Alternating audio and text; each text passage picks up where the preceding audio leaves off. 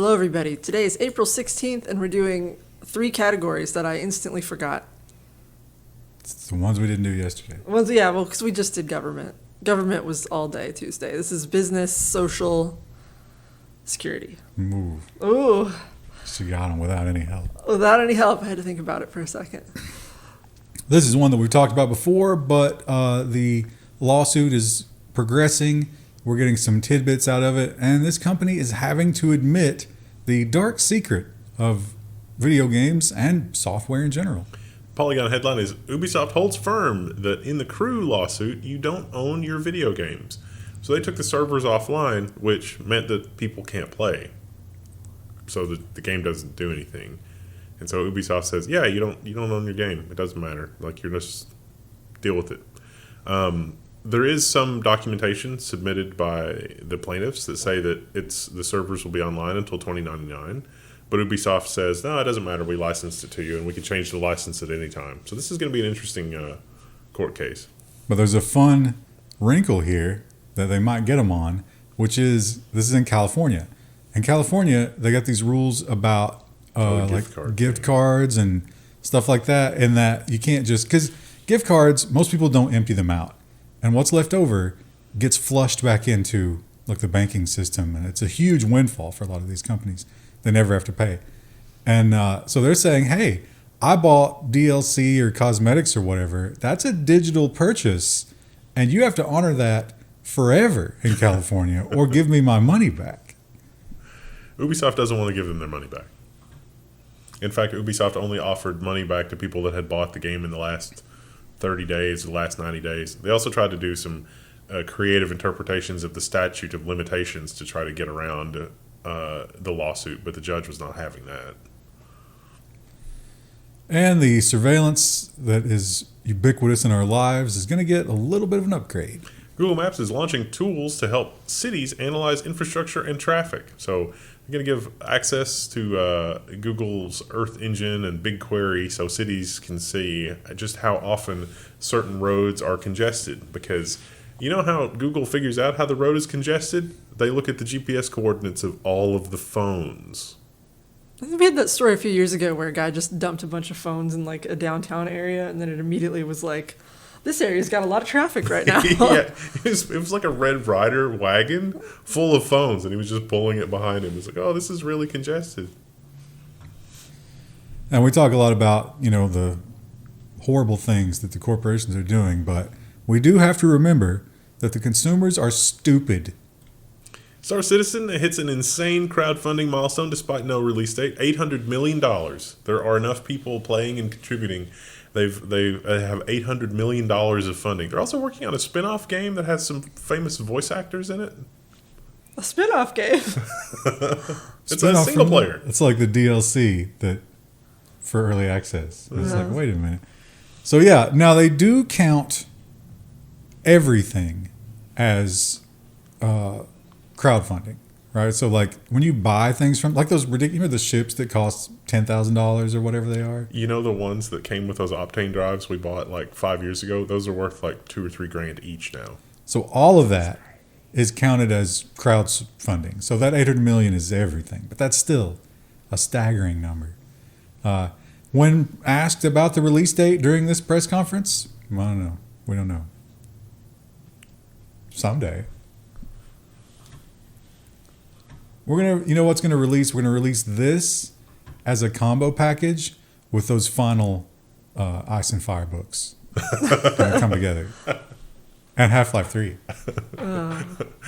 George R.R. Martin's corpse is here for the launch of the new Star Citizen Millennium Edition. Yeah. His hologram. Yeah. And this is a headline that we've been seeing over and over. Either there's just a big push to convince us of this, or this is actually happening. Microsoft pauses its $1 billion data center plans in Licking County, Ohio. This is after the local city had agreed to like something like $400 million in deferred tax or something. 420. So yeah, they don't want as much data anymore. I mean, they're pausing it. They just want to see like a global demand. Do we really need this? Are we going to be able to be more efficient? It's hard to say. I saw this week somebody got one of these large language models running on an iPhone 3. So it can not looking great for Licking County, Ohio. And this one, I don't even know if this is still valid because I guess this has changed now, although you still have the China thing. So these headlines are kind of useless, aren't they? Yep. The Reuters headline is that Micron is going to impose tariff-related surcharge on some products from April 9th, sources say, but this is from Shanghai and Taipei. So on the Taipei side, it's only 10% right now at the time we're filming this, but on the Shanghai side, it's like 145. 100. Is it? It might be more now. I think it was 125, and then everybody's like, "Oh my God, 125," and he was like, "No, the other stuff still counts." Yeah, we got a reciprocal 125 just now, so it'll just match whatever they set. So I think we might be up to like 175 or something. I don't know. It's an absurd number. Like, no one is going to do that business, right? No. What product could absorb that kind of margin? Is there anybody in America that's making raw aluminum? I need to buy a lot of aluminum bar, and I'm not really enthused about paying 85 times as much as it should be. And as you can imagine, companies that basically just farm Chinese garbage products and sell them to us are really, really hurting. And one of them in particular is they know what's coming and they're preparing their wage slaves for the future. Amazon CEO Andy Jassy urges the quote-unquote startup mentality in shareholder letter. They also asked employees, like, hey, help us identify red tape. And he said, we've already had 1,000 responses. So Andy Jassy is not the CEO that you want when Amazon is in startup mentality. You want Jeff back. Jeff Bezos could do startup mentality. Andy Jassy is not. He's not the guy for also, that. Isn't it kind of an asshole move to say, let's do startup mentality, but then like not offer anything new to your employees? Like they don't get any buy-in, really. The thing that the employees are going to get is continued employment, which is a big deal. Woohoo! It's when your whole organization is built on, well, there's EC2 and that sort of thing, but then also moving cheap Chinese products. It's like, And China is, they're going to suffer from this, as we are. Maybe they'll suffer more, but they are definitely leaning into this whole we'll do our own version thing. China launches HDMI and DisplayPort alternative. GPMI boasts 192 gigabits of bandwidth, 480 watts of power delivery. Yes, this is exactly the kind of thing. So a long time ago, like 2 years ago, when Thunderbolt 5 launched, I met the guy from Intel that was launching Thunderbolt 5, and I was like, hey, Thunderbolt 5 is anemic. This is not enough bandwidth, not nearly. This is what you should have built. Single cable. Electronics. The dream. Now, if you want the maximum power delivery, you give up some of the bandwidth. But if you want maximum bandwidth, you give up some of the power delivery, but not necessarily all of it. I don't know what the connector looks like, so I don't know how far along this standard is, but this is the kind of bandwidth we need in our interconnects. I would also accept an optical connector. If we had a hybrid optical and copper connector that can do power delivery and then optical for the communications, I think that would be great. That's probably low cost, relatively speaking. We can just repurpose the optical PHYs that we use for data center stuff. That would also be good. I could get behind that. But yeah, because American companies have been lagging behind so far, China's just like, okay, I guess we'll do it. And the fear from companies who do route in all that Chinese stuff was peaking, and they were all scrambling. Some of them had the means and money to do drastic measures to try to at least temporarily stem the bleeding. How Apple flew 5 flights full of iPhones from India and China in 3 days to try to beat the tariffs. There's some poor, overworked assistant somewhere who was like crying. Assistant? How about the dudes loading the planes, the packing and shipping? I'm imagining the person who has to coordinate all that. Those guys are probably just like laying there with IVs in right now, trying to rehydrate. And I love it when we get these polls and stuff. They're probably insanely inaccurate. They're almost all self-reporting, and I believe that these children will lie. But the numbers are pretty stark. Teens in tech almost 90% own iPhones, and most use Instagram and Spotify. If you have any thoughts about spreading the evangelism of Linux on phones, please engage below. I don't know. I'm not ready for our future where 90% of people are using iPhones. I don't know if this was the article, but Sorry, continue. One of the articles was they were talking about Gen Z, and the quote was like, Gen Z doesn't trust the government, they don't trust big tech, and they don't trust anything. And I was like, is there hope? But they apparently trust Apple. Is there hope for them? Well, it should be a preference if they've always used an iPhone. I think as well. that's just like, I can't afford to be different, right? Yeah. I'll have to be like everybody else. Also, I'm kind of surprised that they say Instagram is popular among Gen Z. That seems more like a millennial platform to me, but maybe that's what we should do on the forums. Like, here's your Gen Z I don't trust anything toolkit to like get started, and like this is how you can live your life and collect your books and do your thing, absent absent the gaze of whatever. We need a cool, hip, young influencer to tell that like none of us are that. But you're dreaming because they say those things, but then they buy an iPhone. Yeah. So, but one thing that probably definitely not going to buy because no one's buying it is this lump of shit. Tesla's sitting on thousands of unsold Cybertrucks and has stopped accepting its own cars as trade-ins. Oops. Because they literally cannot sell them. And they're not taking their own cars. They're not taking that car. The Cybertruck cannot be traded in. And actually, some people are reporting that they'll go to Tesla and they'll be like, this is totally broken and I just want to trade it in and get something different. And they're like, no, just lemon law it. Because we don't want it. Get that out of here. The panels are just glued on and coming off. We don't want that. The Cybertruck might have been the worst idea of the last decade if it wasn't for the metaverse. the curse of the DeLorean come true after all. And we've heard that everybody's getting away from data centers, but it seems that even if we just stick with the data centers we have and we have like normal growth, there is still going to be a big problem. Data centers will use twice as much energy by 2030, driven by AI. Yes. Don't forget we just had GTC where Jensen was like, we could get to 600 watts or 600 kilowatts per rack. That's fine. Right now they're at 120 at the high end. Most data centers were only designed for 30, 40 kilowatt racks. And Apple was not the only stockpilers. This is like toilet paper during COVID. We've got to have it all on hand. It can't be just-in-time delivery. Nintendo reportedly has a stockpile of over 1 million Switch 2 consoles in the U.S. They seem to expect it to do well. I was going to say, bold of them to assume anyone's going to have money to afford those, but people will probably take them out on credit. These will sell out in a day. People are desperate. I don't know why people have that relationship with Nintendo, but they do. I think the pre-orders already filled up in some places, right? Yeah. Where they're actually doing them. Wow. Yeah, that's crazy. And Apple also, the big thing, right now their biggest problem is something else. But for a while their biggest problem was that they sucked at AI. And it turns out there's a sordid story about why they suck at it.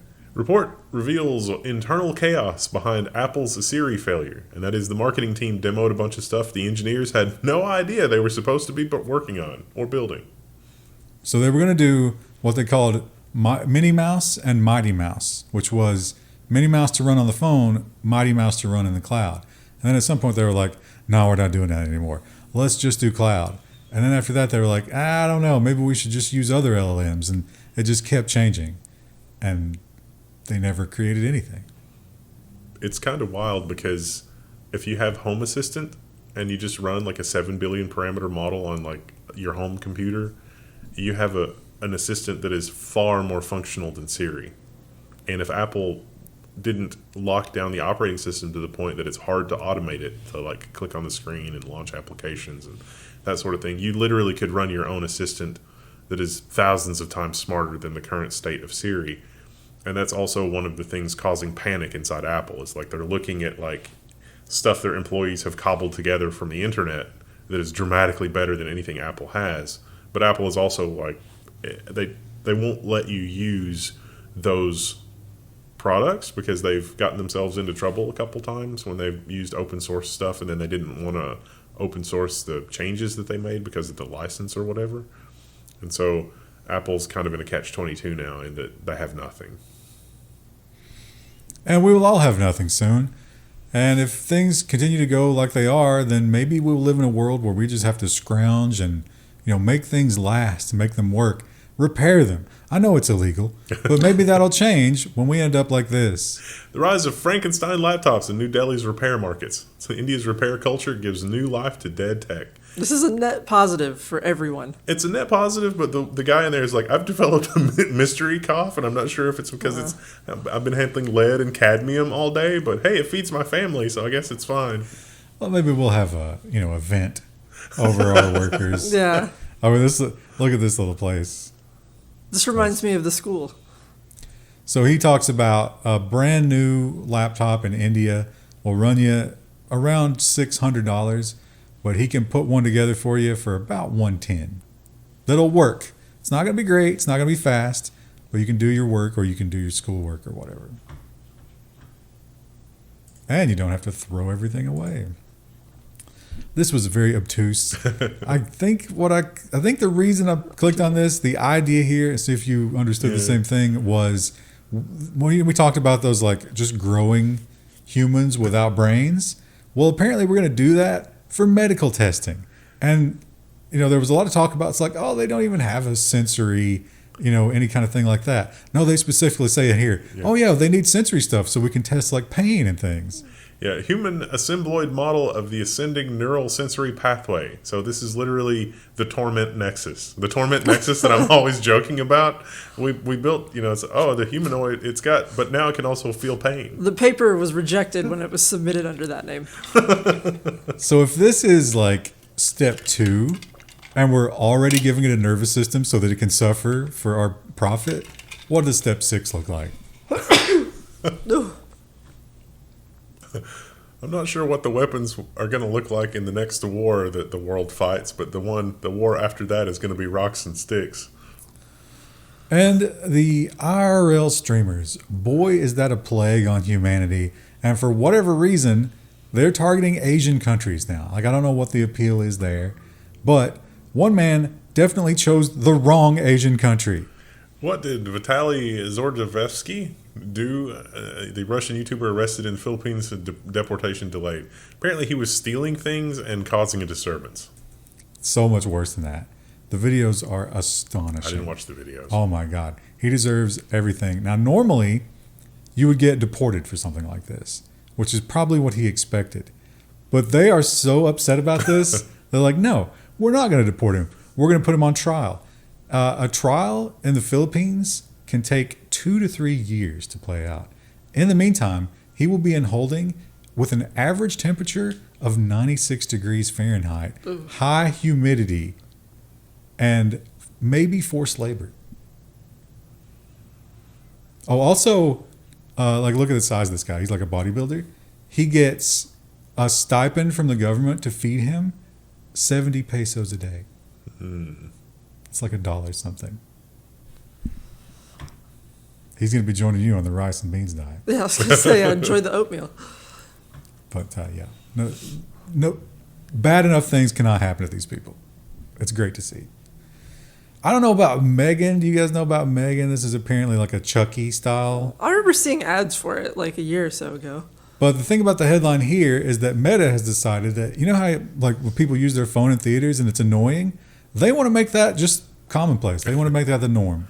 The Variety headline is Megan is returning to theaters with Meta's new second screen tech. Fans can interact with the film during Blumhouse halfway to Halloween. So you play with your phone during the film. You talk to AI Megan. Yeah. While you're watching Megan on the screen. That would require me to install things on my phone or the movie to know where I am, neither of which are acceptable. Geo-fenced to the theater itself. Yeah. You can only talk to Megan if you paid for a ticket. Yeah, that's not acceptable. Also, other than seeing ads for it, I never heard anyone talking about that movie. Who's going to do that? I guess maybe in the horror movie world it's big. I don't know. Comment below if you've seen that movie. And Twitch, they've definitely the TOS has been it's expanded, and there's a lot of things you can do to get kicked off of Twitch. It's pretty easy. A lot of people, they really push the boundaries there. But there is a weird thing that when you get banned, some things don't stop. Twitch starts refunding subs to permabanned channels following Dexerto investigation. I guess that's how you say that. I don't know. So channels that had been permanently banned, if people were still subscribed to them, they were still paying the people that owned the channel. And auto renew was still happening. Auto subscriptions were still playing out. They said, "Oh, this is an edge case. Oops, sorry." Nobody thought to ask about this because we made money off of it. They also said that they unbanned some people that were previously permabanned. Yeah, and they're like, oh, and now they're sending these things out. It's like, oh, yeah, that's been banned. So they were definitely just still collecting that money. And still paying it to the banned people, which makes no sense. And I think we might have talked about this, but this was just sort of like, why are we letting this man do this? Yeah. This is not the right thing. Getting his finger oils all over the artifacts. The headline was YouTube sensation MrBeast was given unrestricted access to the pyramids, and Egyptologists say it's a good thing. I read the article. I thought this was fine. It's like, oh, Egyptology for a new, younger generation. Okay, I guess, sure, fine. Yeah, but MrBeast, he has too much to lose. But let's say that somehow, like, it was crowdsourced and Vitaly got to go to the pyramids. Imagine just pushing stuff over. He would just be doing horrible things. Well, that would be on the Egyptology Antiquities Commission for not vetting the people that they approve properly. They also pointed out that there are some places in the pyramids where most people never get to go, and his whole crew got to go in there. Nice. And look at the wall paintings and stuff. Yeah, I mean, is this really any different than when Discovery is like, we're going to do ghost hunters at the pyramids? I mean, have they done that? Yeah, they definitely have done that. That's at the also pyramids? wrong. Yeah. And with the security news this week, it was all just, as usual, horrible, bad security news. Treasury's OCC says hackers had access to 150,000 emails for a year. That's 100 mailboxes. And that was the hackers too. Was also like a foreign nation state. Well, we don't know who. And it was like, well, was there sensitive stuff in there? And it's like, so much sensitive stuff. These were the top people. So that's not good. That persistent surveillance, that's maybe your worst thing that you can do. And also in Australia, they had a terrible thing. And the crazy thing about this is that the commentary was like, yeah, it's bad, but you know what? This happens every 6 minutes. Hackers strike Australia's largest pension funds in coordinated attacks. This is Australian cybercrime. So, and don't forget, mandatory encryption backdoors definitely going to make this more secure, right? Right? They were able to get into certain accounts, and then I guess they had dummy accounts ready to transfer funds to and extract it. Yeah. So some people did get burned here. And it was not, they didn't get phished or anything. I think it was either credential stuffing or somehow they got into weaker accounts. Maybe time to do some 2FA on your pension. And this one's been fixed, but you got to update. WhatsApp vulnerability could be used to infect Windows users with malware. So if you're trying to use WhatsApp on the desktop and you haven't updated lately, you really need to go update. So the MIME type on the file could be spoofed and it would show you the wrong icon. So you'd be like, oh, here's a piece of media. No, that's an executable file. Oh. Yeah. Oops. Bit of an oversight. Is it a record-setting Nonsense Friday that we have coming up? Yeah, it's more robot, right? I think that's the biggest section. It's definitely going to be, it was hard to break them up this week because robot is getting too big. It's like the robots are taking over. I don't know. I'm just excited about the North Korean nonsense. I had no idea what that was about. I can't wait to hear you describe that because... It was the pictures. You didn't even need to read the article. You just had to look at the pictures. Also, that website has no security certificate. Yeah, it's because it's in North Korea. I mean, what do you expect? Anyway, that's a great preview. We'll see you guys on Friday. Bye!